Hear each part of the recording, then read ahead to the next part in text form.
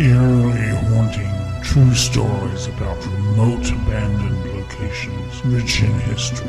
Come with us, now travels from state to state, if you dare.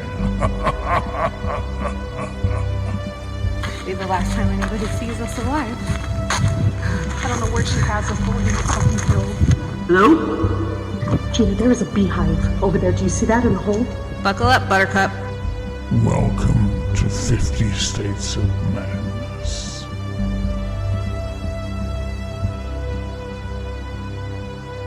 Welcome to 50 States of Madness. Hi, good afternoon. Good afternoon. Good evening. Good evening. I'm Shannon. I'm Gina.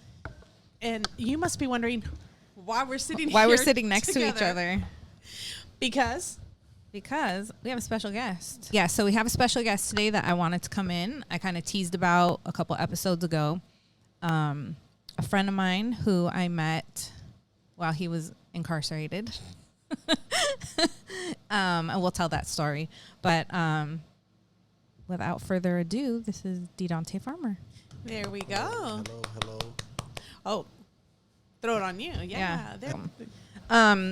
But yeah, so I wanted to bring him in because, well, it first started because on this podcast, like I told you before, Shannon and I talk a lot about a lot of the stories, true crime stories, people being incarcerated.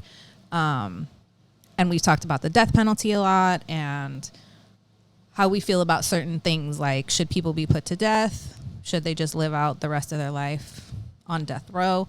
And my thing was always, I want to know what what does their day-to-day look like?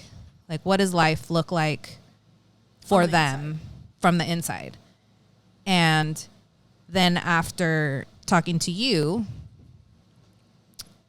and finding out that some of the people, we'll say famous serial killers, they live quite a life that I didn't know. There was a lot of things that I didn't know about that took place, like racial segregation. I had no idea that you guys were separated by race.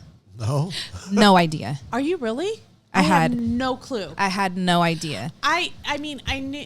Okay, I don't want to say I know, based on watching movies and where that it was by choice.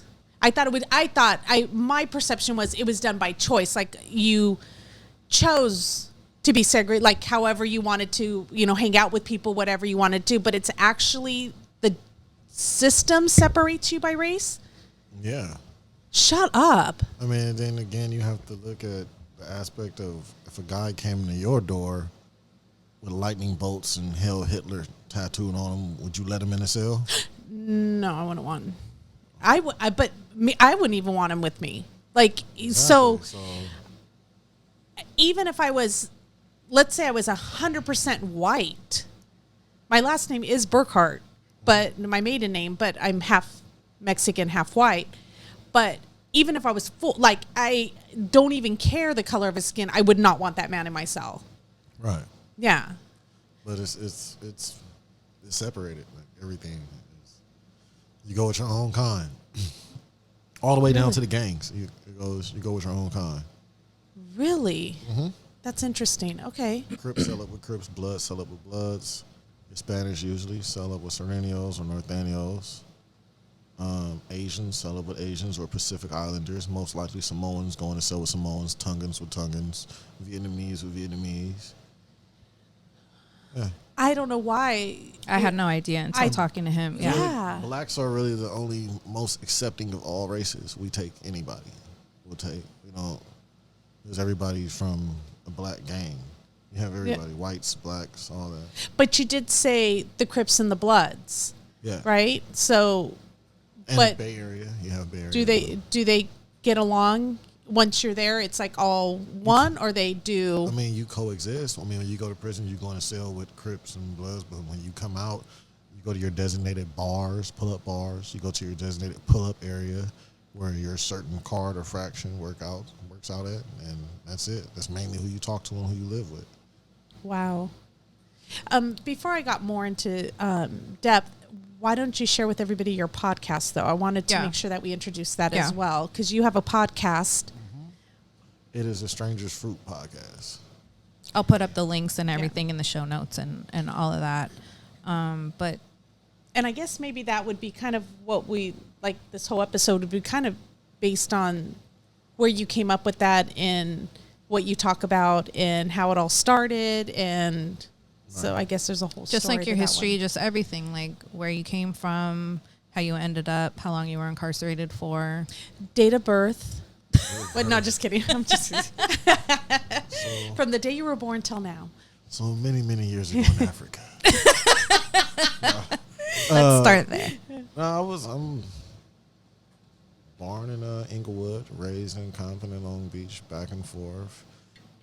How was that? Because I know two very different gangs, right? Compton, Long Beach, especially like maybe back in the 90s to early 2000s. Could you go back and forth that freely between Long Beach and Compton? I mean, everybody gonna go where they want to go. Yeah. They say real niggas go where they want. not where they Yeah. please. You know what I'm saying? If you respect it and you accept what everybody's rules are, then you can do it. Yeah. I'm not gonna go somewhere and be disrespectful to people's organizations. Hell no, that's how you die. Yeah. So, it's like you do that with anything. Go in a police station and pull out a gun and say what you gonna do there. Yeah. Yeah. Yeah, they're gonna get the respect understood real fast. So that's just the different channels. But I mean, I had my fair share of dumb stuff that I did as a kid. Like I tried to create a blood gang in a Crip City, like Long Beach, and that was dumb. Like I think we should have just made a study group or a football club or league or something. That's how immature and premature we were. Because these are grown ass people. Like these are grown ups that they play for keeps, and you some kids. Like you get together every Friday and eat pizza. You just wear this particular color and think that you're a gang now. You kicked each other's ass, and nah, it's deeper than this. But Okay. we back. Back to normal programming. Okay. I'm missing my other part. There was an emergency. So I mainly grew up between Long Beach and Compton. Then I got into the system, so I got taken away from my mother at a young age and placed in foster homes and group homes and in mental hospitals and all that stuff. And you're one of how many siblings? About, I believe I stopped keeping count, like 7. I know Really? I'm the only boy. Really? Yeah. Wow. Yeah. Okay. And so were all of your I siblings, mean, I have stepsisters, but like actual blood sisters, about a good 4. and were they all taken and put into different homes or just you? 3 of my sisters with their mom. My older sisters with my mom. One of my younger sisters is she lived with my auntie, then went with her mom. And then my other sister is with her mom. Oh my gosh. Okay. And then So- I got another sister in Vegas. I don't really know her like that, but I would like to. But distance and Yeah. that shit going on. Okay. So you were how old when you went into the foster system? I was in there at 7. Didn't get taken away until about 11. Okay. Yeah. So you were just in and out. Right. And then 11, I got snatched up. That's when they took me away from my mom. And that was my first time going into a mental hospital. And that was That was at 11 you were in a mental hospital. Mm-hmm. For what reason? severe depression, anxiety, just a bunch of shit. Yeah. But it was like I didn't really realize where I was at until I got older, and I was like, damn, I was in the crazy house. Like, Yeah. that's where y'all had me locked up at, and it'll be in the middle of your city. Yeah. You don't even know this shit is behind a Kmart somewhere. Yeah. Right. Yeah. No. In an Yeah. undisclosed exactly. location. You got a loony bin just sitting right around the corner from your ass, and you don't even know. Mm-hmm. So you were 11 years old, and then were you ever adopted into a family or? No. I was a kid who was just gradually making steps up in the DCFS system. So I went from foster homes to group homes, and then to prison. So foster homes, I would have problems with aggression, not per se in the house, but at school because Right. I didn't know how to really socialize with kids, and Yeah. or I couldn't take jokes very well, so I would lash out, and I was just dealing with a lot. So they placed me with one of my family members. They had to let me go because of my school stuff. Went to another foster home. That was my first one. Got in trouble there. I threatened to beat my foster brother over the head with a Oh my gosh. with a homemade like club, like some shit you would see on Wow. Warriors. Yeah. That's where I actually got the idea from. Watching From the Warriors? Yeah, and remember. So I was in that that foster home in Bellflower, and I ended up going to the damn crazy house because my foster brother had did some crazy stuff. He it was the placement itself was weird. Like they'd be like, "Hey, you a foster kid? You can't come in here and watch the TV with us." Or like they would never buy me clothes. I had all hand-me-down clothes from the kids that was there before. Like I couldn't go on outings with them because they said I was a foster kid. But you were in with a regular family. Yeah, I was at somebody's house. And dude he was an ex-Laker player because he had all like trophies and shit inside his garage or pictures from like way back in the day. And they were just So they were just doing it for money. yeah, basically. And but one day he said something about my sister. Like my older sister got a disability. He said something about her, and I was like, "What?" Then he smacked me with a broom. So I'm like, I got to get revenge. Like, I got to get revenge. Fuck this. And I went to school and I went to wood shop and I made the Warriors, like bat. like off the movie, the Warriors. I made the bat, and I'm like, I'm finna go home and smack this nigga with this shit. Like I'm finna beat him. I don't want to kill him, but I want to hit you back like how you hit me, but I want to make you hurt, though. Yeah. I'm talking about my sister. Like, that's where my mind state was. Like, I was already at that way in my life. Like, And that was at 11. yeah, like 11, 12. Like, I was already at that. Like, violence is the answer to a lot of shit. Yeah. And so,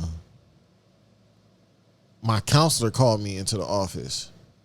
And, you young, so you think what they tell you, like, it's confidential. It's confidential. Yeah. Nah, that shit's a motherfucking lie. Nothing's Yeah, confidential. that's why I was like, fuck these school counselors. You know what I'm saying? Nothing's like, that confidential. bullshit. So she was like, how you feeling? So I started talking to her. She's like, oh, yeah, how's things going on at home? And I told her, like, yeah, I'm not feeling like, and just to shorten it up, I'm not feeling my foster brother. And I let her know, like, yeah, I was going to hit him with this in my backpack. And she was like, oh, like, oh, shit. She was like, can I see that? And I was like, here. She was like, I'll be right back. And she left, and she didn't come back. And next thing you know, the school alarms is going off, and motherfucking police is out here. Guns drawn. The doors of the school is open. Ambulance right there. The back door's open, and there's a gurney right there. And they're like, Mr. Farmer, just lay down on the gurney. Where are you going? You're going back to the hospital.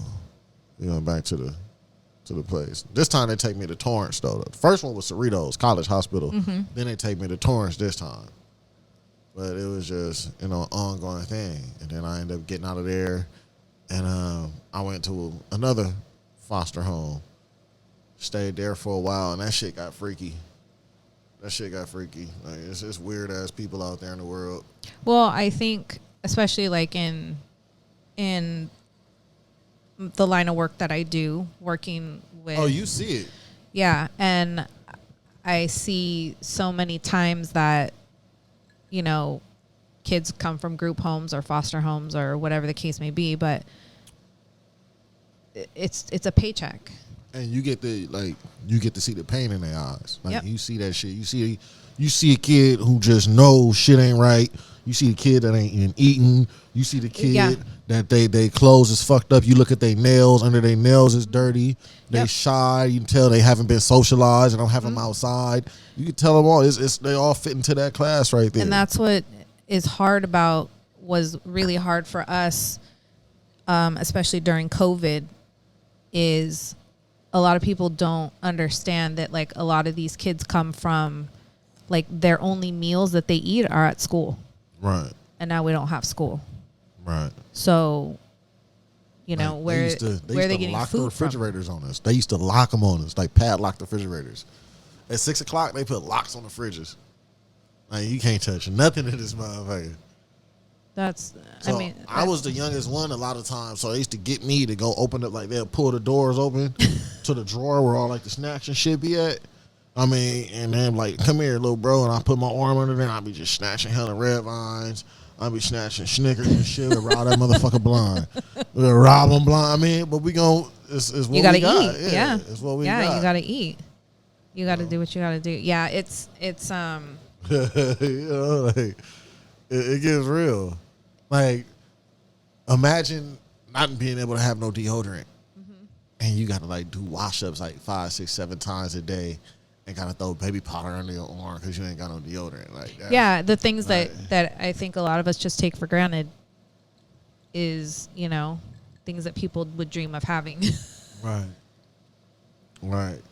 So how long until you were, because you said you were 14 when you went to prison, right? Yeah, from. So I got locked up at the last group home I was at, and I was in a neighborhood that I'm from. That's Lucas Park area in Compton. Like that's the area, and I got arrested right there on the corner of Butler, and I had did so many damn robberies.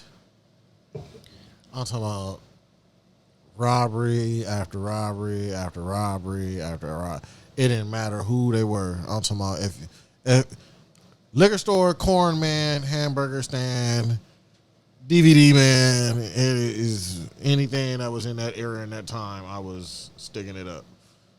Like, if you had a 24 pack of beer, You were gonna take you it. might have got a guy.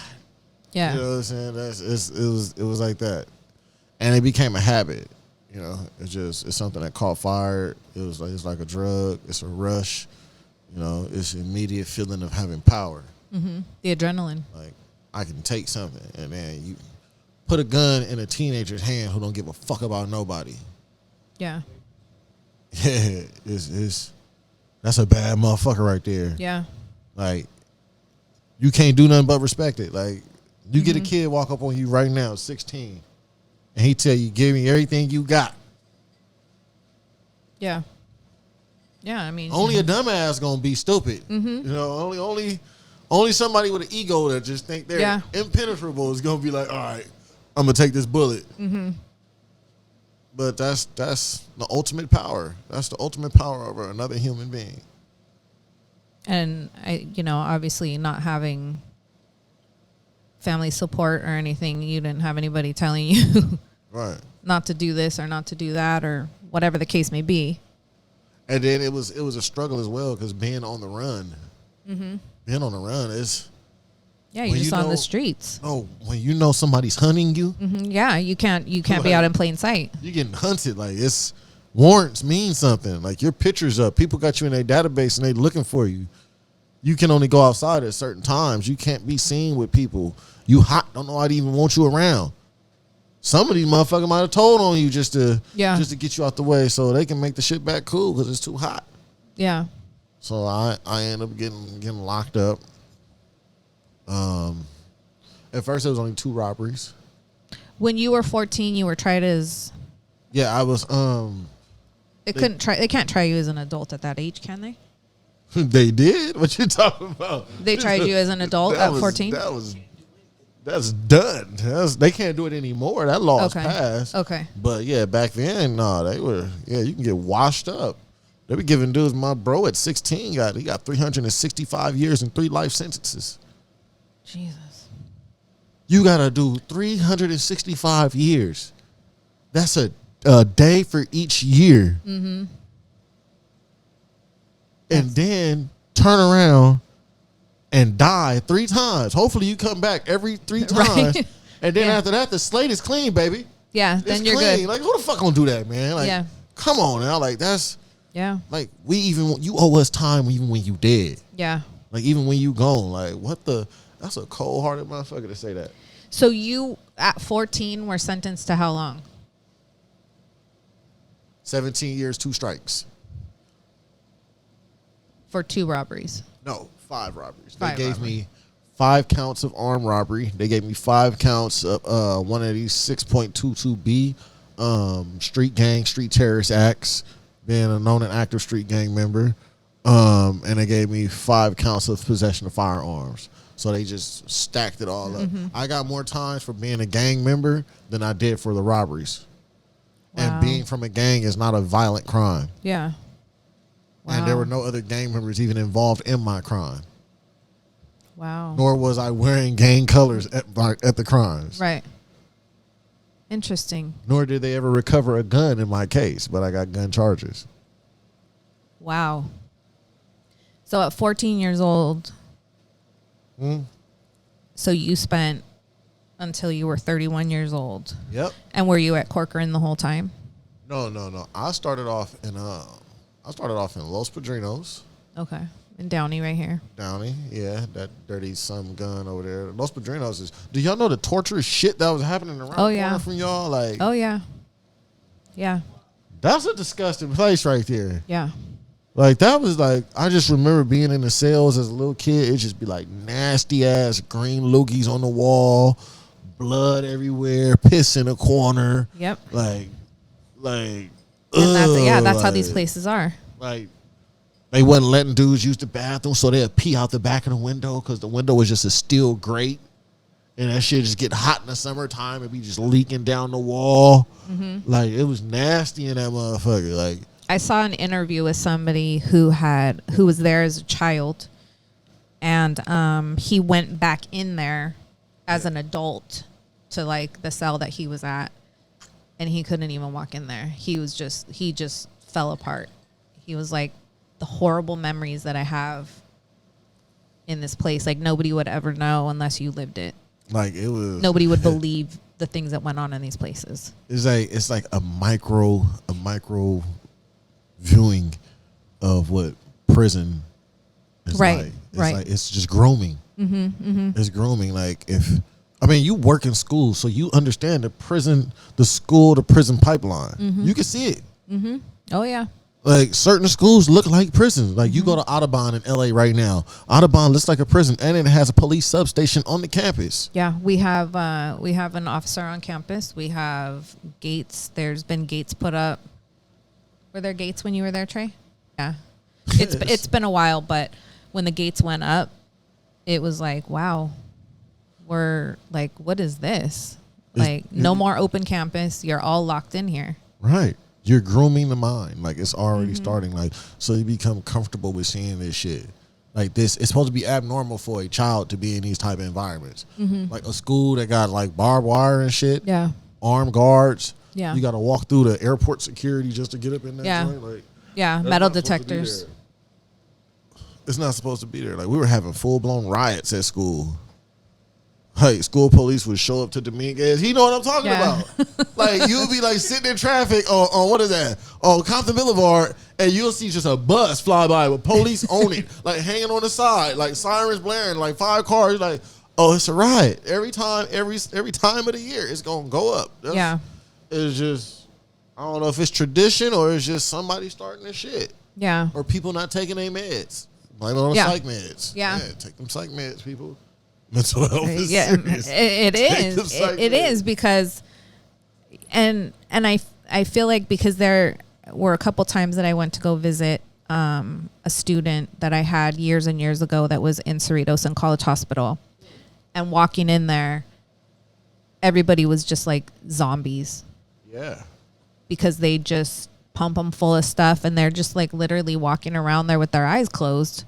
And if you act up in there, they give you, like, if they had a name for it. It's a tranquilizer, but everybody called it like booty juice. You act up, like them people that wear them white suits that y'all be seeing on TV shows think that shit funny. No, that shit ain't funny. That shit really exists. Them niggas come get you. Yeah. They'll come get you, slam you up, put a needle out, hit you in your butt, drag you in a room. Yeah.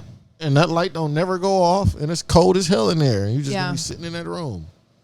Like, yeah, that it's, and I just think most people don't realize what goes on behind those doors of those places. And you know, when they closed that place, they threw out so many people on the street. They just threw them out. They were homeless, just thrown out. They had nowhere to go. Yep. With mental health issues. And they just threw them out. Yep. Just, all right, we're closing. Everybody get out. Like, Yep. I remember when that happened, because it's like, what do you do with these people? because we had that. Then we had the people that were released from Norwalk Metropolitan State Hospital. And these people are just, how do you expect them to be acting members of society Right. if this is what they're used to in their daily, you know, this is their everyday. Right. You went over there. That shit feels spooky there, huh? Oh yeah. That shit. Oh Hey, yeah. I kid you not.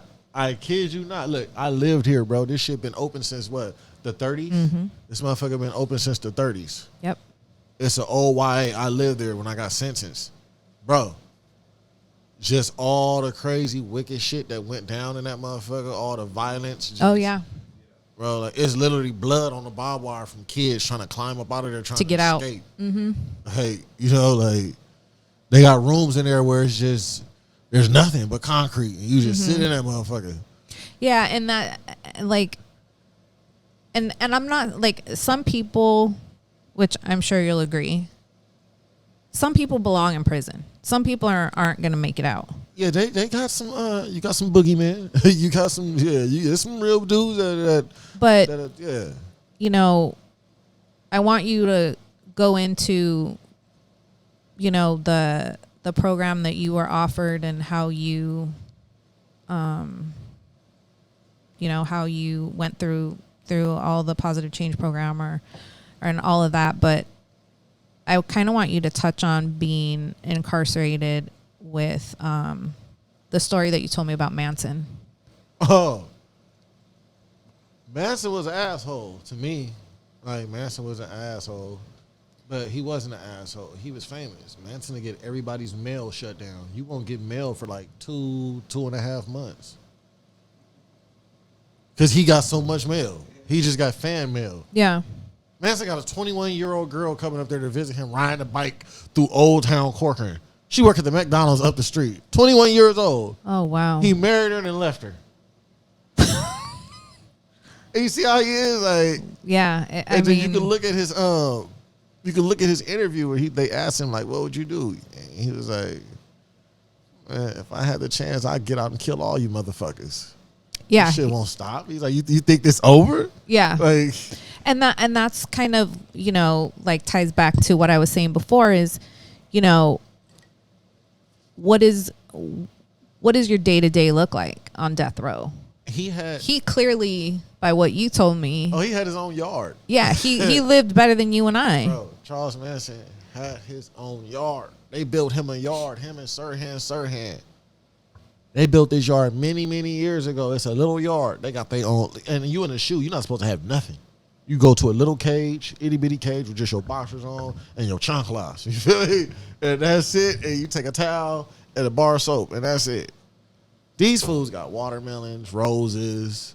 They got a handball court. They got a punching bag. They got a jump rope. They got radios. Whole 9 yard canteen. They got full blown canteen. Yeah, Living like their best that's life. yeah, and so that's always my thing is like, so we're paying to have him, you know, live his best life. None of the people that y'all hear about, that y'all see on TV that get convicted of like these crazy ass crimes, like the dude that was having sex with his daughter and she ended up having kids and he had him chained up in the house, like In Fresno? Yeah, he was there. Really, we have a listener who lives out that way, and he's been wanting us to do that story. He was there, and he didn't want to do our. He passes out our food, and I hated that shit. Like, we hated that shit. Like, why y'all bring this old stanky ass dude out here to pass out our food? Like, he looked like death. Like, he looked like he looked like the Grim Reaper. Like, he just eyeballs all. Yeah, I've seen a picture of him. He Yeah, looked like a skeleton, bro. That guy was a monster. That guy was a monster. He creepy looking. Like, he looked see through. Like, all you see is veins. Yeah, it just lunched over like just like, and we like, dude, stop eating. And like, man, we not finna eat till y'all stop having him pass out our food. Like, that's disgusting. Wow. The dude, the dating game killer. Was he in there? Yes, he's back there, but he was Rodney Alcala. Yeah, they sent him down from death row because he's on medical. He's dying. Yeah. And they have him down in the medical unit. Yeah, we did a story on him. I believe he died. He's a sick motherfucker. Yeah. He's sick. We went to a bunch of places in Wyoming because he kidnapped girls right there on the road in Wyoming. He was, but dude was sharp. I'm talking about the IQ of a genius, literally. Like, makes no sense. I think he died July 2021. Wow. Yeah. But yeah, you see a lot of things. I went through the juvenile hall system. Then I went to YA, went there to Norwalk. Then went to Preston, the castle that I was telling you about. That shit is... I want to visit there. Not the way you did, but... Yeah.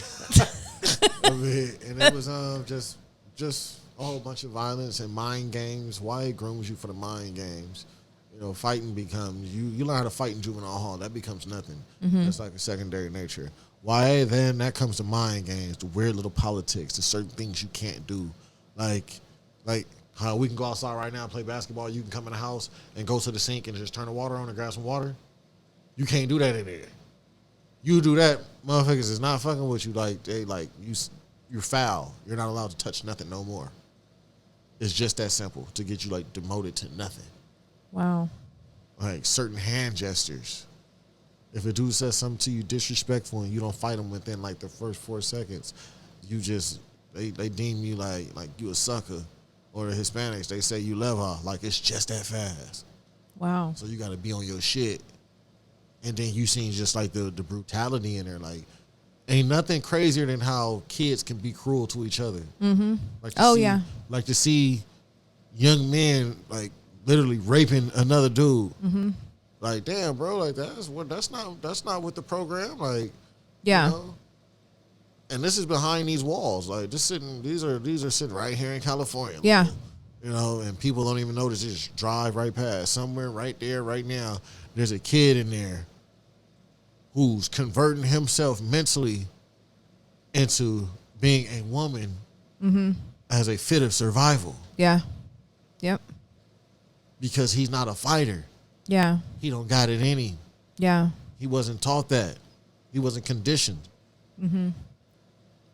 You know, and that's what you see going through there. You see just a whole bunch of shit. I done seen men sold, yeah, men sold. Like, man, I don't want. Look, man, this dude's such a mind control.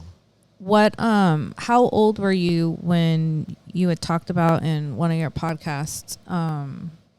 Were you there when you tried to hang yourself? No, that was in juvenile hall. That was in Sylmore, the facility that I go into sometimes to go do some work at. So now it's come full circle for you because now you're working in these same facilities that you were, that you served time in. Right. So how old were you when that happened? I was about 15, 16. Yeah. And you told the story, or please tell the story of how I remember you saying that the person that actually cut you down was... Oh, it was a staff that I hated. That you hated the most. I couldn't stand her. Her name was Miss Smith. I couldn't stand Miss Smith. We always beefed with each other. I don't know what it was. We just always got to it. I just man, she used to say shit to me, and I just go big. I'm talking about the whole 9 yards. I pull out all the bombs, bitches, fuck you, hoe. I'm going crazy every time. Like, is she going crazy on me too? Fuck you, motherfucker. And there been times they had to restrain her and me. Like, oh my god. We yeah. Oh wow. Like, I can't stand her, but she was the lady that came to my rescue. Like, I was in there dying, like slowly just swinging to my death, just accidentally on purpose though. Like, I was so uncaring and just ignorant and uncaring of life because my life wasn't shit. Yeah. That I would play with death like that.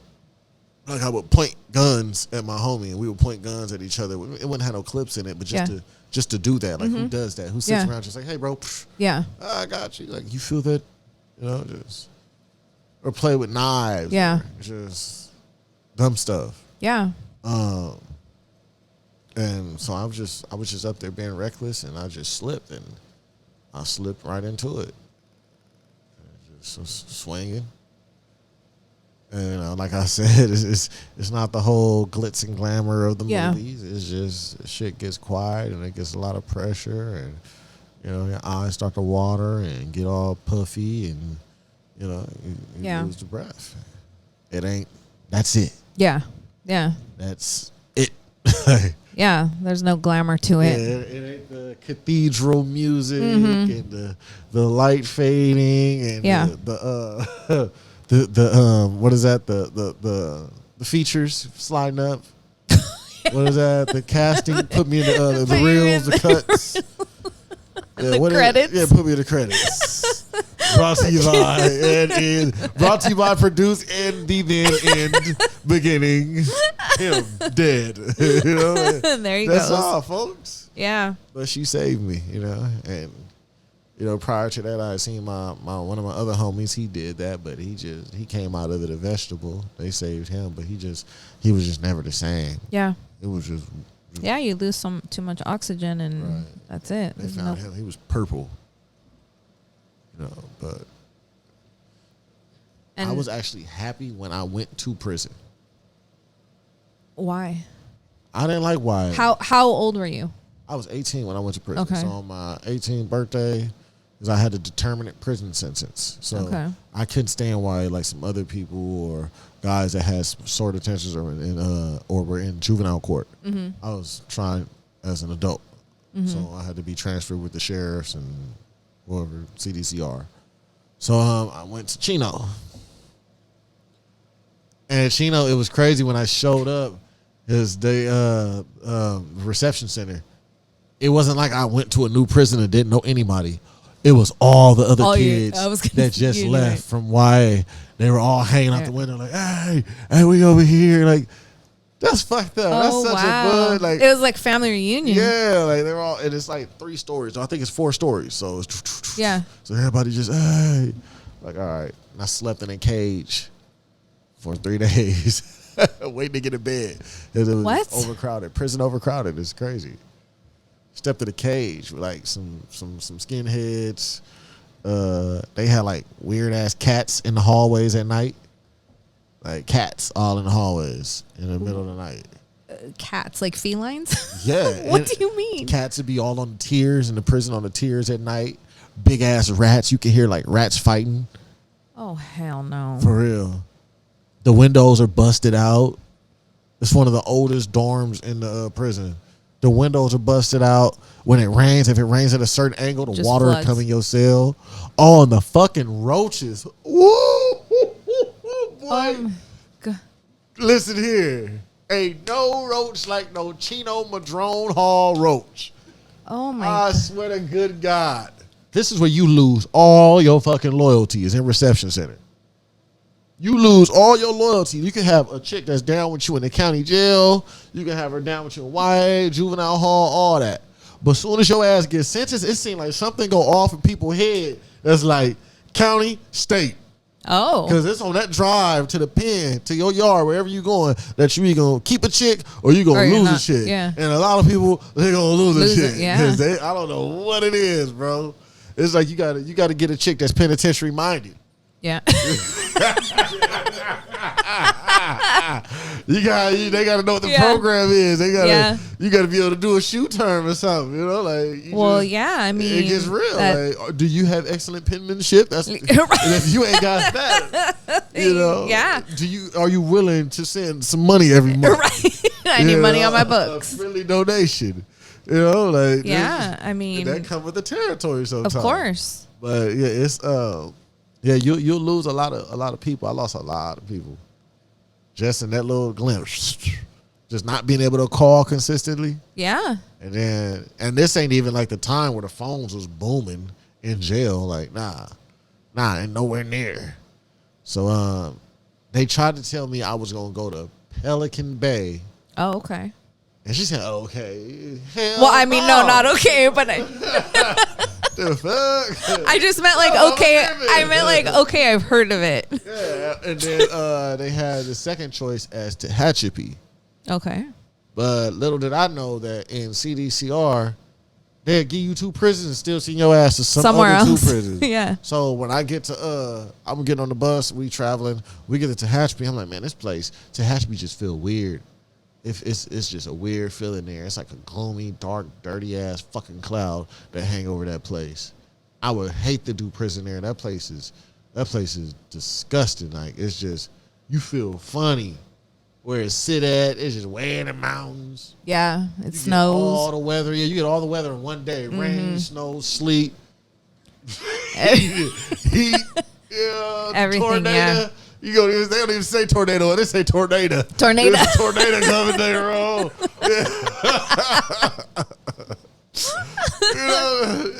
That's how they talk up there. But this is police country. This is, Yeah. army and all that. Yeah, but they didn't. They ended up dropping me off at New Delano.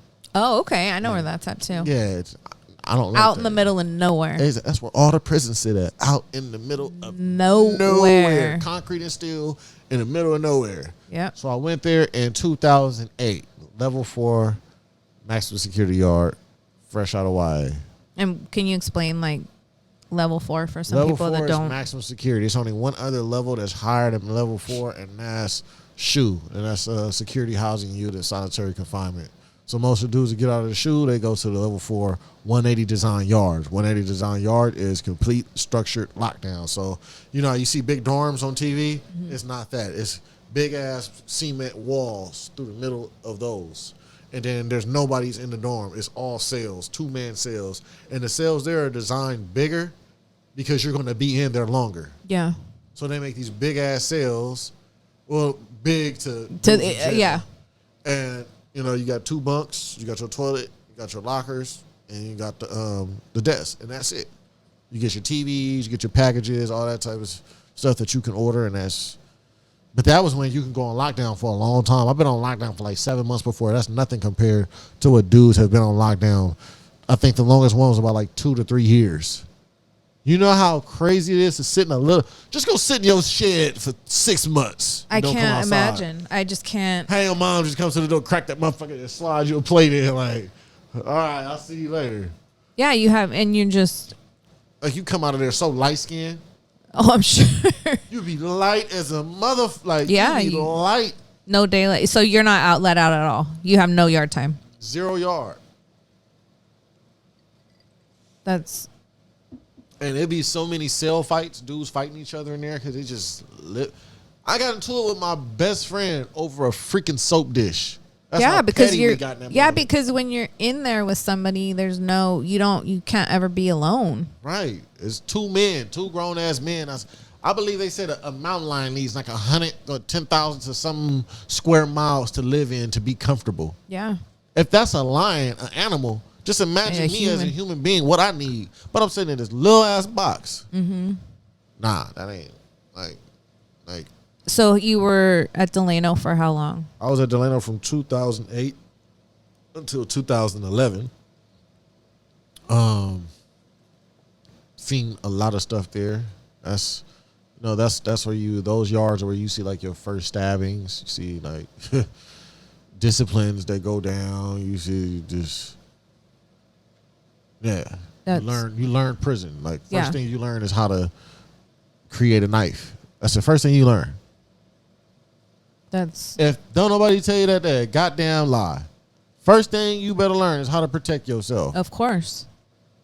Gotta make a knife.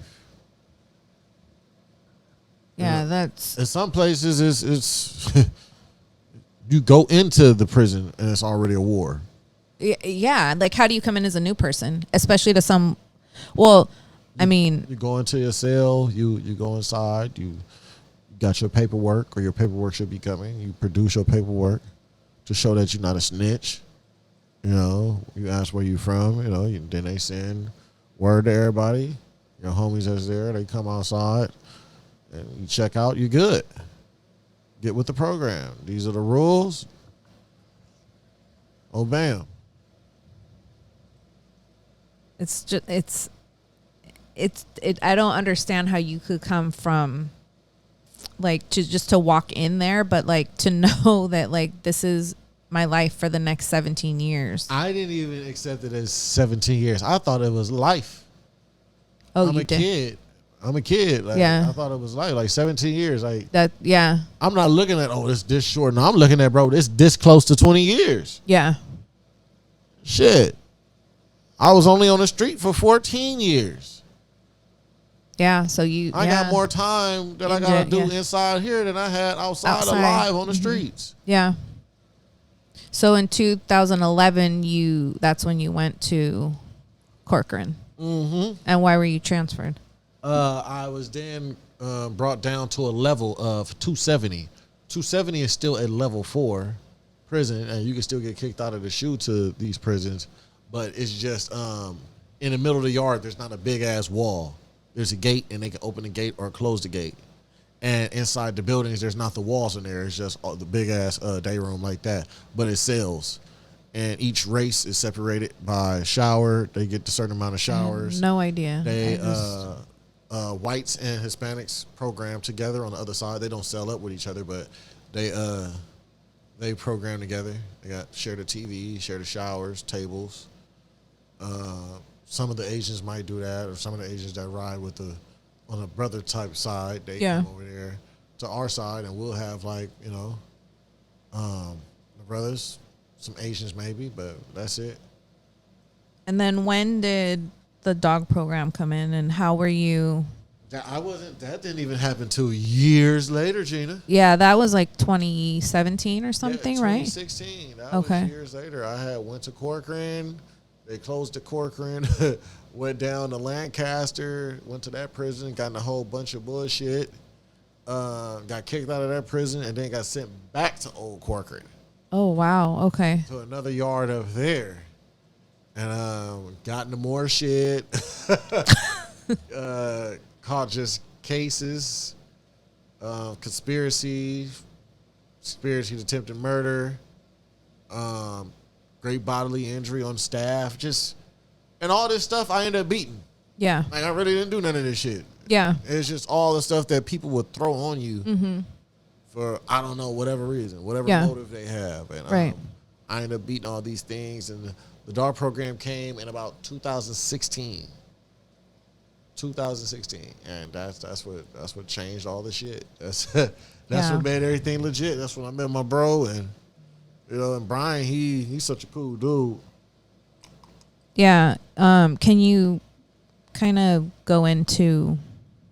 Can you just explain what the Pawsitive Change Program is and what Zach did? And so, Pawsitive Change is a nonprofit 501(c) that allows inmates that are locked up inside California CDCR prisons to have a rescue dog come in, and they are taught by canine behavioralists and dog psychologists how to train and rehab dogs in canine behavior 101 and 102. And so you team up guys, you take one race and team them up with another race, different gangs, team them up, and you put them into groups, and they all work with dogs, and they exchange partners, and they have to learn about their partners, and take a dog that would basically be put down and rescue it, and basically bond with other people and get to know about different groups. did those dogs live there? Yeah, they live there. It's So they stayed 18-week course. It's 14 to 16-week course. My bad. and they would stay there. Yeah. And where were they? Like, how far away? Like during the night? Like they obviously weren't sleeping with you in your cell, but on our yard, like we had like a hall. Well, not a hall. Well, like a part of the building in the pod. So from the shower on back to the end of the building on the lower tier, we would be right there, and the dogs would be lined up where the phones would be lined up. So they have their crates right there, so we can all look out our door and see them. Yeah, and then have their name tag on the driver. And you were all assigned like a dog. Yeah. That's So in the morning we go and get them. We take them out. They go out there to the yard. Like you see like dudes act different. They think they're kids. yeah.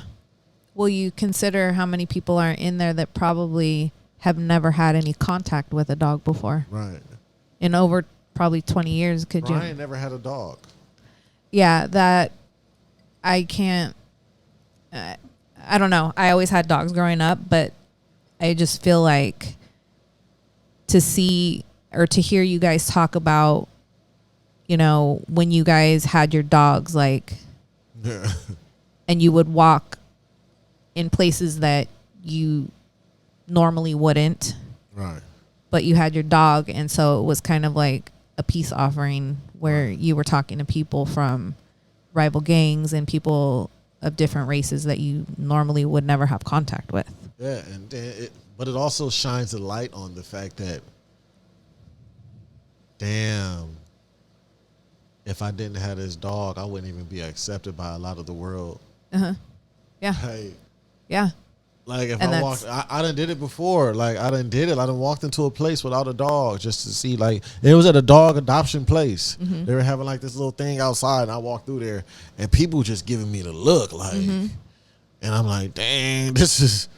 Like, I ain't finna steal nothing. And I go sit by the only Hispanic chick that's on her lunch break from the little restaurant up in there. And I'm like, hey, is it me? Or is like, they like staring hard. She like, yeah. Like, this is how they are. Like, it's, so I'm like, all right, I'll be back. I'll go get a dog and I come back. Like, oh, they're like, oh, hi. But when they walk up, they don't greet me. They go straight down to the Another dog. dog, yeah. Like, Yeah. damn. Yeah. I mean, you ain't gonna say nothing to the human. You secondary the human being for the Of dog. course. But it's like I have to use that to my advantage to get to certain places. If that's what I got to do, then that's what I got to do to desensitize people to, you know, who I am and what I am in my culture. Yeah. You know, my culture's been adopted by everybody, but you know what I'm saying, nobody wants to fess up when they do shit on behalf of it. Yeah, exactly. When exactly. when the real culture, the walking talking culture comes around. Right. But, Right. yeah, it's So you went through the program, yeah. and then I did like 2 rounds, yeah. and then so that's when I met you, or not met you, but this is a funny story. I thought your mama was in a roller derby. To this day, I lightweight still think it. It's not because I've been smoking this bud, but I thought she was in a roller derby because I seen her with like the pads and shit on, and they was in sync. They was like shh, shh, like they was feeling like for real, they was all in. There was like a club. It was like a whole club of y'all. That was my gang. See, exactly. You ain't seen it. They was out there really turned up. Like, I'm like, what the fuck? So I'm like, hey man, I want to join the roller derby. Like, I want to like. He would always tell me, like, when I get out, we're gonna go skating. I was gonna get the roller derby. Like, I still look at skates when I go into the store. Like, my girl be like, man, that's the most whitest shit you ever thought of. I'm like, what? Man, you gotta get out there. Man, I'm going out there skating like Tyrone on ice. Who want the smoke? No shirt on in the roller rink. Elbows up, side to side. You feel me? Yeah, no, I'm not. But I found out about you or met you. I don't even know like the right words to say through John Flores. John Flores. Yeah, from I Pity the Bull. I've used to work a lot more in dog rescue, but I kind of stepped back a little bit. But John is a friend of mine. Because that shit get crazy. Yeah, It get real you know, nasty. it does, like, it seems to be more about the humans than the dogs, and that's not what it should be. Right. To speak of the devil. What's up, man? It just sneezed on me, man. Damn. But John had told me, you know, oh, we're gonna be doing this Pawsitive Change Program thing. We're gonna be going into the prisons, and I was like, what? Like, of course, Right. I'm like, I want to go. Right. I want to go. Like, I just want to go hang out in prison. Like, She wanna go hang out in prison. yeah. So I was like, you know, because I think you learned quickly enough that, like, you know, I like some odd things. And What's the oddest thing you got outside that dirty ass doll over there? well, I didn't think that was odd. Like, That shit it ain't odd. It's dirty. Like, it need a bath. I mean, I have the chair that I told you about from Elisa Lamb's room. I have I have some stones from a cemetery in New Orleans. Oh, so you like the voodoo stuff, huh? Well, it's just Oh no. it's like fascinating to If me. this was the originals, whose side would you be on? I'm not like practicing. Like, What's up? No, Whose no. side? You on Nick Klaus side? Have you gone into my bathroom yet? Nah, what's in the bathroom? A fortune teller? You got a fortune teller popping out the toilet? People always think that like my bathroom's like decorated for Halloween, but it's just I just like dark stuff. That's it. Like I'm not and I have to explain this to like a lot of people. Like it's just something that I find fascinating. By You no like- means am I like so you're into, summoning like, demons. Silence of the Lambs and shit like that. I mean, yeah, like it's interesting to me. What's like your favorite that, horror movie? The Exorcist. The Exorcist. The Exorcist. And it's funny because both of my kids, and I'm pointing over here, none of you can see, but my son is sitting right here. They hate that shit. What? They hate The Exorcist? They hate horror movies. They don't like true crime. They You don't don't. like horror movies, bro? They don't like. You don't like The First Wrong Turn? Who don't like The First Wrong Turn? Because when when I What you into? Like, what's your shit? he likes comedies. What type of comedy? You like Cat Williams? You like 85 South? What's that? Wow. What's that? What? One of the biggest podcast comedy shows out there. Oh, really? Yeah, he doesn't even listen to podcasts. He doesn't even listen to his mom's. Show. It's like stand up. It's like He doesn't listen to his mom's podcast. he doesn't listen to no. Look, none of our close family is going to listen to us. Wow. They're tired of hearing us. They're just Well, and it's because I do it on a topic that he doesn't like. Because when he was little, this is what I was into, and Right. so he would wait. He has like She used to scare the nightmares. shit out you. Yeah. Yeah, I would. Why you do that? I would watch unsolved mysteries and stuff like that. Why and, you do that? well, because it was what I was Why into. you scare your son? Well, I mean, I wasn't doing it You had Chucky intentionally. dolls and shit. Yeah. I mean, he was little, like 2, 3 years old, like a baby, you know? Wow. So, needless to say, neither one of my kids are nothing like me. My kids are not anything like me. Right. Yeah, he's just not. They think that I'm crazy. Yeah. Once you validate it, it's true. Zero. Yeah, he said. always tells me when I come back from places, he's like, "Great, who did you bring back with you?" So keep the change. Who So did- you who'd you lucky bring- as soon as you don't walk in, he don't splat you with some holy water. Just there you go. I have some in there. Just splat you hit the forehead. Boop, it, boop, it. You know what I'm saying? Boop. He's got it in a spray bottle. But the program was A1. I liked it. Me and Brian ended up being partners the second round. That's when he had Yeah, so talk a little bit about you guys, because you guys are like, you refer to you as twins, which I think is the funniest thing ever. Why? Because he a white Hispanic? Because he a white cholo? You know what I'm saying? My boy certified out here, you know. But nah, Brian one of the coolest dudes. He like I'm trying to think of what's the dude name. But it's this funny like white comedy dude. But he's like he got a black wife and all that. Brian would be that type. Right. Like he the dude that played basketball, white dude play basketball. He know all the rap songs. You know what I'm saying? But he can still fuck with some Bieber on the low. You feel me? Oh yeah, you were. But he was you were still, saying you guys do karaoke, yeah, and he did a karaoke. That shit was funny as hell. I must have fell out laughing, then I joined him. and then this is when you guys were in prison. Yeah, in prison. You know, like yeah. People think that all the stuff in there is just hardcore all the time. No, dudes be acting up. Dudes be doing the most. Like it's funny. So you just saw him with you said a light on his head No, or he something? had the beanie on and he had like, the little easy light. Yeah. Flexible light, flexi light. So he had the little lamp thing under his beanie. And he had it upside down so the light was right here. So it's like his microphone? And had it on. Boop. So the light was on. So his face is lit up. Oh. You know what I'm And he was saying? singing Justin Bieber. So did he come out there? My mama don't like you. She likes everyone. So we just we laughing. I'm most likely high. Because I was getting high as hell in jail.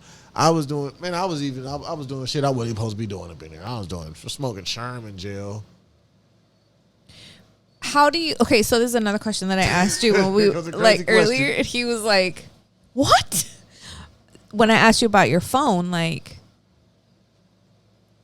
I think I said to you, like, how did you, because, okay, so that's what we were talking about is how I had to I put the eyebrow down. Like, no, because so I originally started following him because of John, right. and You want to know how? I wanted a pair of sweatpants, Oh, your mom wants some prison sweats, bro. and so Preferably unwashed. so I said Preferably unwashed. so I said to John, I said, hey, since you're gonna be going in there, can you get me a pair of sweatpants? That's how I met him. And I said, can you get me a pair of sweatpants? And he's like, I'm just supposed to like walk out with a pair of sweatpants. He's like, I can't do that. And I'm like, you're with all these guys. Like, just be like, hey, can I have some sweatpants? So then John started like posting people that were in the program. Right. And he had tagged you. So I was like, okay, here we go. Follow. So then you followed me back. So I was like, okay. I was like, it's the fucking roller derby lady. That's all I seen, bro. I was like, oh, they turned up? What the fuck? And I swear to God, I thought your mama was like 6 foot tall. Yeah. She looked hella big on Instagram. The first time he saw me, he was like, She looked hella big. he's like, where's the rest of you? On the real, I was like, what the fuck? I thought she was like 6 foot. I thought she was yamming. Yeah, dunking on shit. Like, Yeah. you know, roller derby chicks is usually big. You'll never see no little roller derby chick. And rolling them down, you know what I'm saying? Like, So I'm like, I must be taking those pictures at the right angle if I'm looking 6 feet tall. so we laughed. Baby. Man. Yeah. So when I told him, so he didn't even know that originally, like, that's what I wanted. All So this was over some sweats. yeah, so I followed him, and then we just would, like, you know, comment back and forth, and you weren't real regular on Instagram while you were in there. Trouble. Yeah, so Yeah. the question I asked you was like, so you just keep your phone in your back pocket or something? Hell no, you gotta hide that. He was like, no. You gotta hide the fuck out that phone. You gotta find every creative spot you can. And it gets so heavy in there. Like, you had dudes that was in there, and one time there was one individual that he was offering up his rectum. What? You're not, bro. For a phone? He said, look, give me your phone. I'm gonna put it up in hoo-ha, and you pay me $300. And he was, I'm sure you got some takers. it was iPhone, I gone. Yeah. Go. It was That- done. Dudes is, everything is for sale in there. Like, Oh, I'm sure. hey man, everything is for sale in there. Like, there's nothing, like, you see it all. Yeah. You see it all. Well, so needless to say, John failed. I didn't get my sweatpants. She's serious about these sweatpants. So when I met him, I had to tell him the story. Right. Like, hey, remember years ago when we started following each other on Instagram? And I said it was all over a sweatpant. I just wanted a pair of sweatpants. And he said to me, why don't you just ask for some? Right. And I was like, well, I mean, I don't know. Like, you didn't know me from Adam, so I'm just like, hey, can I have some sweatpants? I mean, shit. Why not? I'm like, all right. But I will say that you did bring me something very, very cool. Oh yeah. It's not here; it's in the living room. But he brought me a painting, and I'll insert the picture right here. But from somebody that painted it, that is serving the life term in Lancaster, and he painted. It's a picture of an eyeball, and inside the eyeball is the electric chair. Oh yeah. And then the note on the back is basically it's the mother's watching his son be executed, and the picture is watching like through her eyes. So I'm very excited about that. She's excited. See? I'm very excited about that. You see what I'm He said, do you see what I've been living? Goddamn. He's He said, What's her name off the Addams Family? What's the mom name? Oh yeah, Morticia. Morticia. Yeah. Yeah. She's look, man. Look, you got a roller derby ride, Morticia ride. Every time I get up, like anytime I dress up to go somewhere, and he's like, "You look like you're going to a funeral." For real. Yeah, every time. Look, just start playing reggae for her. I got a question. What's the most spookiest, eeriest place you ever been? Gotta see. Man, I don't know. She invented some shit. Um, I don't know why though. Like why? Like would you go to those underground like mass burials in Mexico? Oh, All the yeah. skulls and bodies stacked up on top of each other. yeah. See, I can't do. There's some right out here at the Mission Inn. Why would you go to something like that? It's history. He said he wouldn't let you go. It's history. He not gonna let you go. Wait, hold on. I gotta plug my computer in. They're called the catacombs. I'm gonna have to no. I can't mess around with that. Can't Yes, mess with that. they're called. No, I can't do mess it. with that. Yes, they're called catacombs, and so Shannon and I went to the Mission Inn in Riverside, Yeah. which is built on catacombs. Wow. And it's kind of like a known thing Yeah. that they're down there. So you went down there? So we were trying to, and there's a security guard that came out and literally out of nowhere and was like, "You can't be down here." And so I looked at him and I was like, "I found him, didn't I?" And he's like, "I don't know what you're talking about." And I'm like, "Yeah, you do.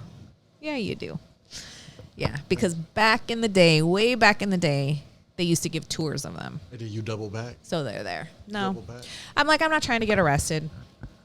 See, that's crazy. Like she found a mass burial.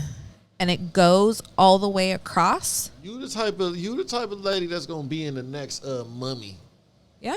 Remember the Mummy, the first Mummy, how crazy that was? I mean- I can see you going to like Egyptian tombs and stuff. Oh yeah.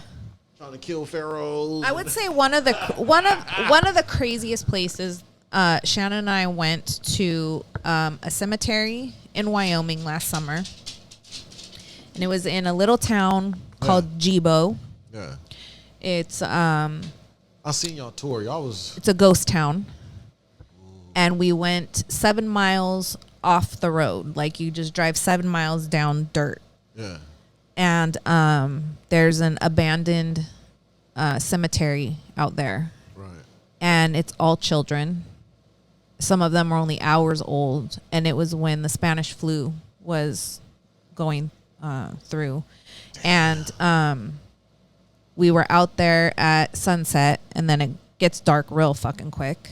Yeah. And it was very creepy. It was a lot of places don't affect me like that, and I think that's why I'm able to go to these places. I don't feel a lot of people are really sensitive to a lot of that stuff. I'm not. Right. So when I go there, I think a lot of it's in your head. I think, but a lot of people are sensitive to it. I'm not. But yeah, it was very, very, we had some very creepy experiences there. Needless to say, we drove home really quick. Like 7 miles is a really long drive when you're ready to shit yourself. Shannon was crying. I mean, and you're literally out there. 7 miles is fucking like far. Right. There's no streets. There's no people. There's nothing. That's how it is when I drive home. Yeah. 138. Yeah. Yeah.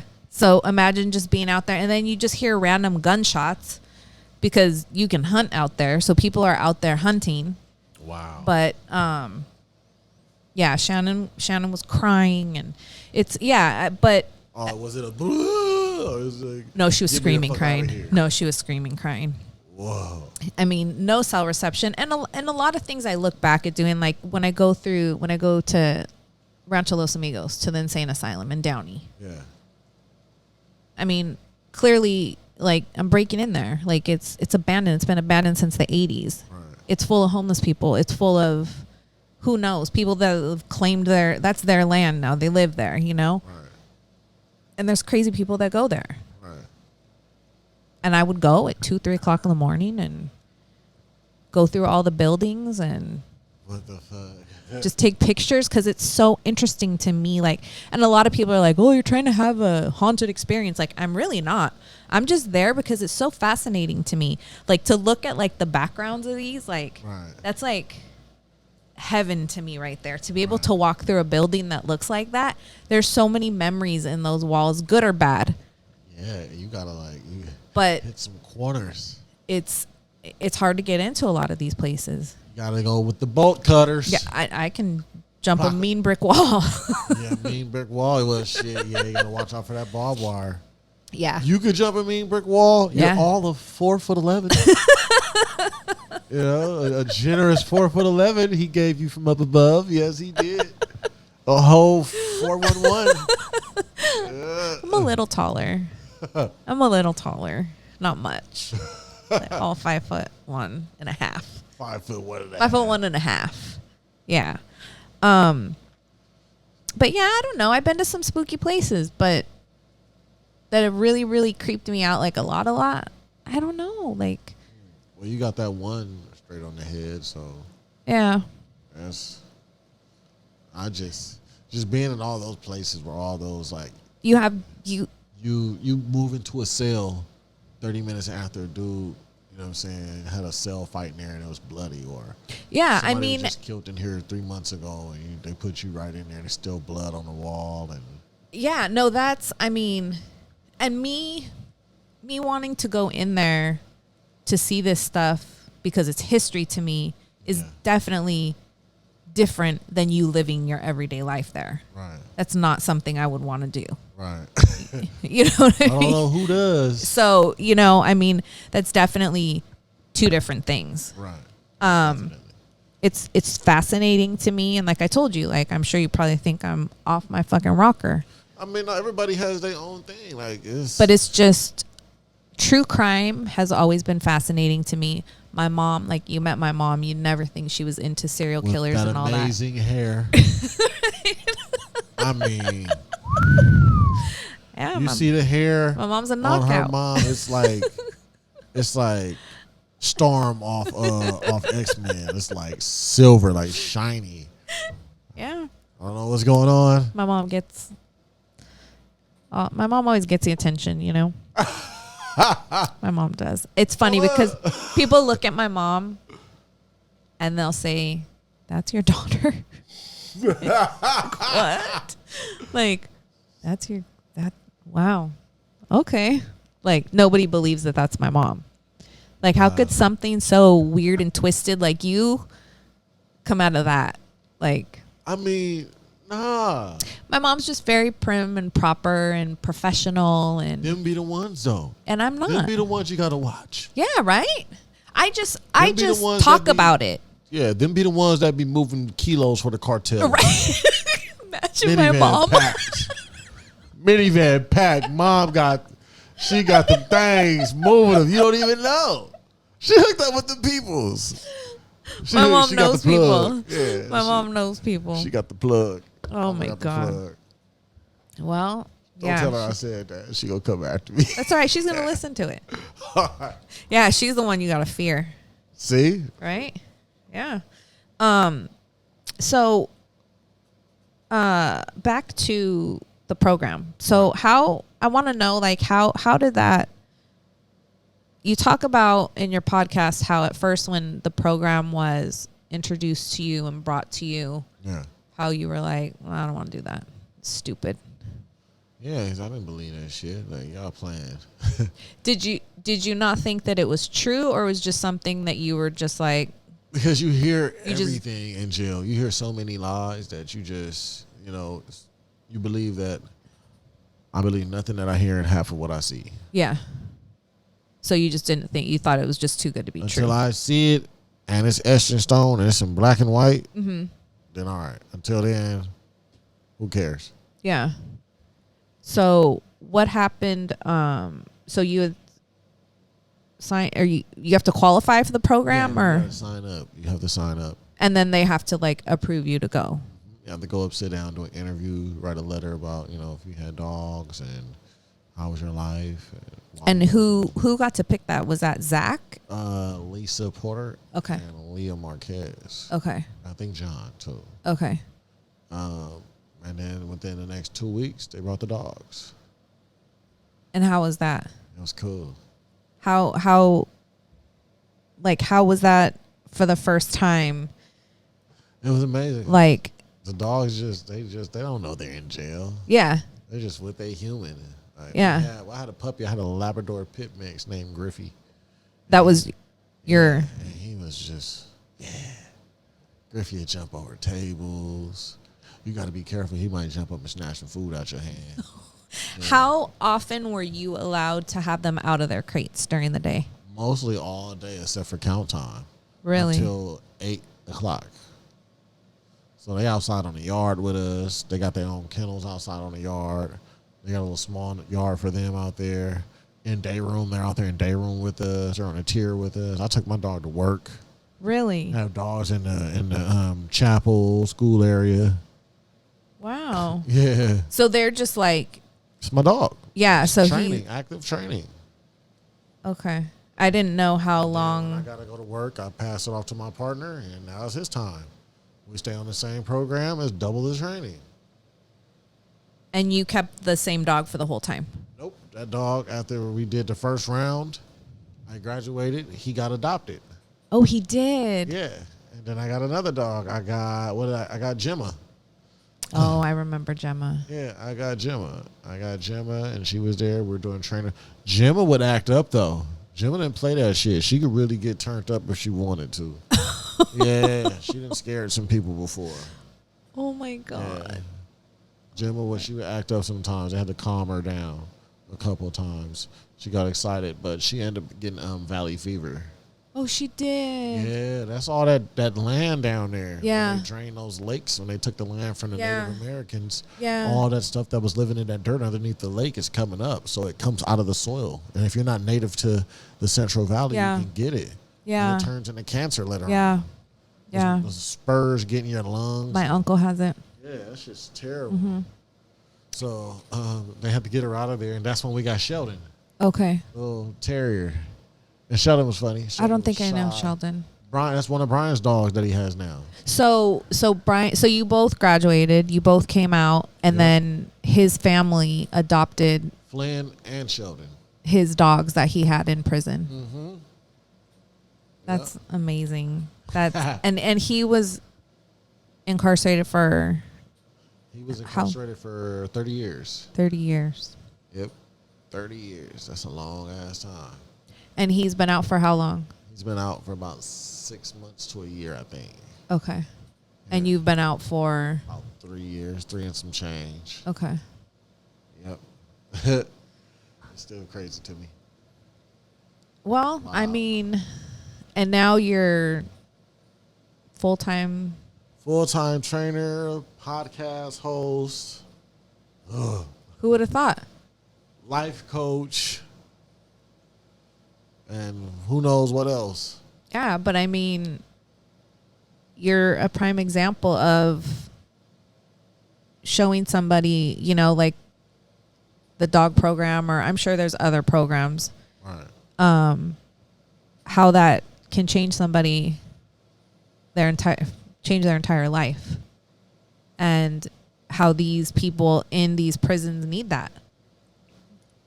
Facts.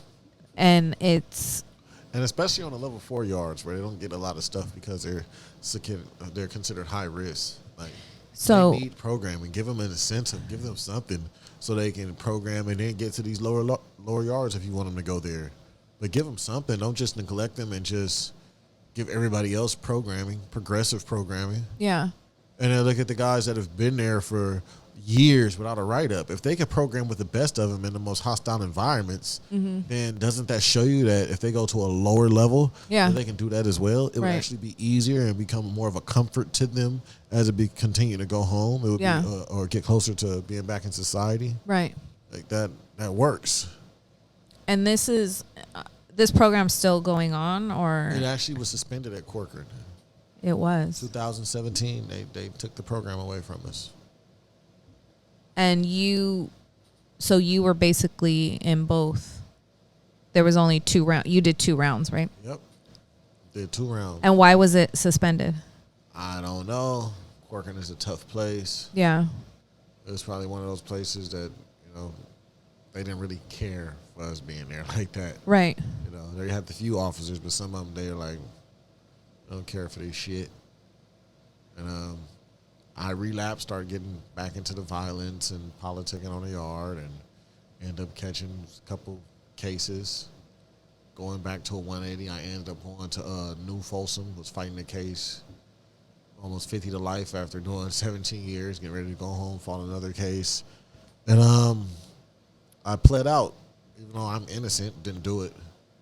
I pled out because I didn't want to take the risk of going to trial in cop land or cop country. Yeah. So I pled out and took the easy route and took 2 at half. Did that and went to a halfway house and came home. Just been. So when you first came out, I remember you were in Long Beach, right? Yeah, I was in a halfway house. I was at a GeoCorp halfway house. And that shit is good and bad. It has its pros and it has its cons. Yeah. And I was the delegated bathroom cleaner. Oh. As it was disgusting in the bathrooms. Oh, wow. People would come in from certain programs straight off the streets kicking dope, being there taking a hot shower and just shit all over the fucking shower, pee all on the floor, throw up everywhere. And they expect you, I mean, dudes are in their bed sleeping. You're getting off work and you're coming in. Nobody's going to be up to clean this, so somebody has to do it. And I want to take a clean shower. Yeah. So I'm like, all right, I'll just do it. And it just became an everyday thing for me just to clean up the bathrooms when I came in at night or do it early in the morning.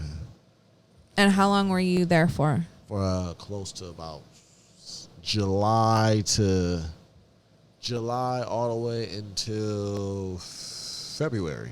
Oh, wow. So Yeah. you were there for a good chunk of time. Yeah, July until February. And then I went to another sober living house or halfway house in L.A. And I was working at L.A. Canines, and Colleen was moving out. Her and her husband were moving out. And they gave me a position to be a live-in trainer there. And I lived there and worked for about a couple of years and went solo and been training, doing the podcast. Yeah. Teaching the kids. And let me tell you, I feel like, and I've said this to people before, I feel like there's some people in this world who just have that gift Right. of working with dogs. You can train people and people can learn. Right. But I feel like people are born with certain gifts. Some people can dance, some people can sing, some people can draw, some people are real artsy. Right. And I feel like some people just have that energy about them. Right. And I feel like you're one of those. I feel like watching you, before I saw you work with a dog in person, you can see stuff on Instagram or whatever, but to see, to think that just a few years ago where you were versus seeing you now, Oh, no, I'm good. and seeing you work with my friend's dog, I was blown away. Right. Because it looked like it just came so natural to you. Like this is something you've done your whole life. Right. And I don't feel like a lot of people possess that. And so it's just something about, and I feel like dogs know, you're the first person that has ever come to my house Right. to film in person. I've never had anybody else come. Mostly because, it's my home and I don't want people in my home, but also because of my dog. Right. And, it either he scares people or he just never stops barking and we can't record. Right. And, he has a very small group of people that he likes, and here we are recording, and he was in and out of here just like nothing, but that doesn't happen. Right. That never happens. And so to me, that was, the true test was like, how's he going to take to this, Blue. Yeah. And I told you, I'm like, he's going to bark when you first come over, but you're going to fall in love with him. And he's my soul dog. Like, he's my everything. But to see you work with, Beanie, who is my friend's dog, like, she was a little rough around the edges, and, you did your thing, and literally my friends were texting me like, she's a different dog already. Right. My son's friends came over and like, she didn't bark at them. Right. And, I don't feel like there's a lot of people who possess that. I feel like there's a lot of people who want to possess that. Yeah. And they want to do that. They want to do good by dogs. Right. But I just feel like that's something you're born with. Yeah, instinct. And dogs instinct. sense that. Yeah. But after seeing you work with her, I'm like, he's where he needs to be. He's where he needs to be. And that just makes you think how many people are incarcerated. Not where they need to be. Not where they need to be, being exposed to stuff that they don't need to be exposed to. And how many people are in there not being able to be exposed to what their thing is, or don't know what their passion is, don't know what they're good at, They're just confined. And how do you expect these people to be released into society and not fuck up? Right. How Setting them up right. yeah, like what are we offering these people? And again, like we said earlier, not everybody's going to make it out. Not everybody deserves to make it out. Right. It depends what you're in there for. But how about giving people a second chance? Facts. And like, what's it going to hurt? And look at the good that's come out of this. Like, True. It blows my mind that there's just so much corruption in the shit that goes on. It's mind blowing to me how this stuff is able to go on day after day after day, and these people just go home. How do you sleep at night? Obviously, clearly have no conscience, but Follow the money. yeah, it's just it's all about money, and it's just so gutting to me, because how many more of you are there in there A lot. that didn't get the chance to come out and prove theirself A lot. and prove that they could do it. Right. So yes, I think that programs like this, other programs, whatever it might be, these things need to be offered, because Education in all forms. Like, you gotta educate people. I think everybody gets lumped up together, but then at the same time, I look at, how you say that Manson had his own yard and all these things. And to know that, All those wonderful taxpayer dollars. yeah, and that's what it's going for. But yet here we are, we can't bring a program into a prison to try to better these people and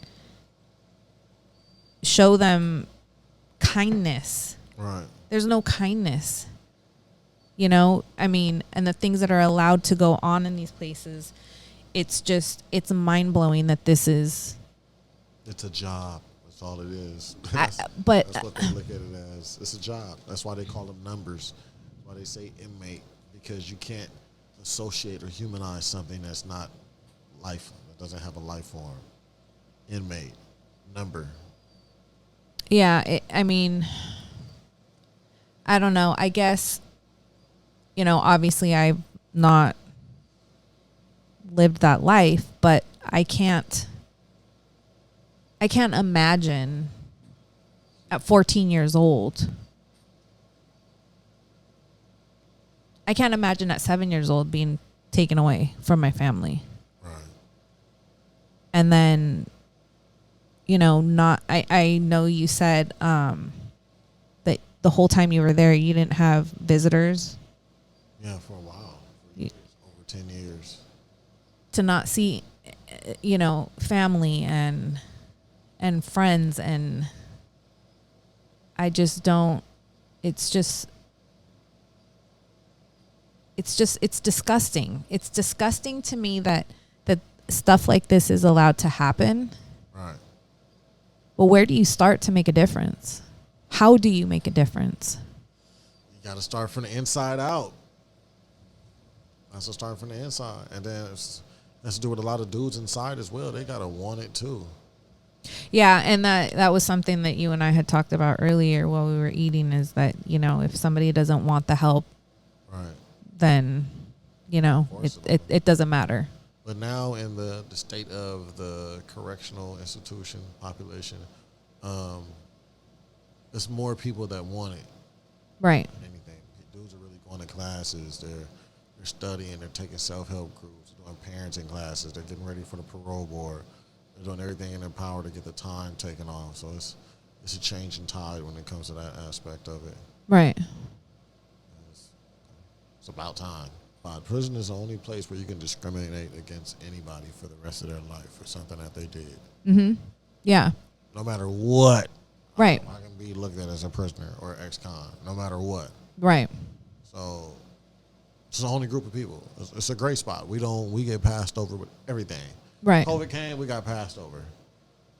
Yeah. When COVID came, we got passed the fuck over. You didn't hear, all you heard was about dudes dying in jail. Really? Wasn't nobody doing shit for the dudes in prison. Yeah. And they wasn't doing shit for us inside. If you got sick from COVID, they took you to the SHU. They put you in solitary confinement for getting sick from COVID. Why am I getting punished for getting sick? Wow. They take all your shit and put you in a hole with a mattress, blanket, and some sheets. That's all you got. That's it. So when you're... And you're sick. And then they had us in cells with perforated doors. So our doors had small holes on it, like the size of dimes, all over the door. So if somebody farted in this damn thing, they could smell it down a tear. So let alone an airborne disease or sickness that could kill people with people sneezing, whole building, whole yard back there went up. Just everybody got sick. The cops are getting paid so much. Hazard pay, medical pay, nurses 2.5 times. Yeah. To just keep you guys confined. Yep. Yeah, I don't, I think more people need to know about what's going on. I think more needs to be done, definitely. But I think a lot of people don't know where to start. How do I... Just Google it. Yeah, like where do I... World Wide Web, just Google it. It's right there at just your fingertips. That's all it takes. Just look up anything that comes to your mind, anything that you think that would be crazy out this world. Like, I don't think this will happen. But let me Google it. Something prison. Oh, shit, there it is. Yeah. Well, I don't know. Is there anything else that you want to share or... I mean, nah, just keep being positive and stay strong with whatever you're doing. If you're a person that has a particular thing that you like, don't let nobody persuade you from chasing your dreams or whatever it is that you want to do. Yeah. Whatever floats your boat, yo. Yeah. You know? No, definitely. And I think... Some people like raisins. Some people like... some people like apple fruit roll-ups. Both of them nasty, but yeah, if that's your thing, that's your thing. Yeah. I think you're definitely where you need to be, like I said. Right, and you are too, and you're not 6 foot tall. No, I'm not. That's bullshit. That's false advertisement. I thought she was 6 foot. I don't know how you thought that was. I thought she was 6 foot, y'all. Meanwhile, there's a big ass squishy she bought just sitting over here looking at me. Squishmallow. Yeah, just keep doing the things. You're gonna be prosperous as well, you know. And as I've become a teacher now, I feel what it's like what the teachers go through. So I understand that too. So just stay positive. Yeah, it's hard. It's hard, but especially in this world today. But it excites me to see somebody like you given a chance to do good, to make things better, Right. and to possess this quality with animals that a lot of people don't have. Right. And it's just, I don't know, it's amazing to see the work that you do. Thank you. So I just and this guy right here's Human boy, blue. yeah, he's look at him. He's looking for his Faja. He's looking for dad. But if you want to, I'll put links and stuff for your podcast on here. But do you want to shout out your social media, your Just Strangest Fruit Podcast or Herd Studio on Instagram, Strangest Fruit Podcast on all platforms, Spotify, iTunes, YouTube, TikTok, Facebook, Instagram. and they got Tumblr. like the professional, like their cameras, like it's We you know. trying something. I got a good team. Yeah, they're not in the spare room of a house. No, we are now. We are now. We spin it off a little bit. But no, like definitely check it out. I put it on my personal Instagram. You guys kind of just do like a variety of different. Yeah, we do. We do. You have a lot of different Anything guests that's on. touching on substance, and we got a lot of different walks of life. Everything that you could think of. Mm-hmm. If you can make it make sense, come on and let's talk about it. Yeah. So so definitely check them out if you need your dog trained. Yep. That's me, the one. Mr. Swift. That's my the Instagram one. name. Yes, that is. That's definitely the one to do it. So Appreciate it. yeah, I thank you for coming here. All right. Thank you for having dinner with Yep. us. Damn, Jaina. Yeah. And Shannon over and out. yeah, Shannon, sorry. Yeah. Shannon's son was in an accident. And so But he's good, though. he's okay. We're not just He's smiling, okay. just- Yeah, we're not laughing. So Nathan's okay. He's But good. that's why she was here for 2 minutes of the video. And then Right. it's just me flying solo. She'll be in the credits. Yeah, she'll be in the credits. Yeah.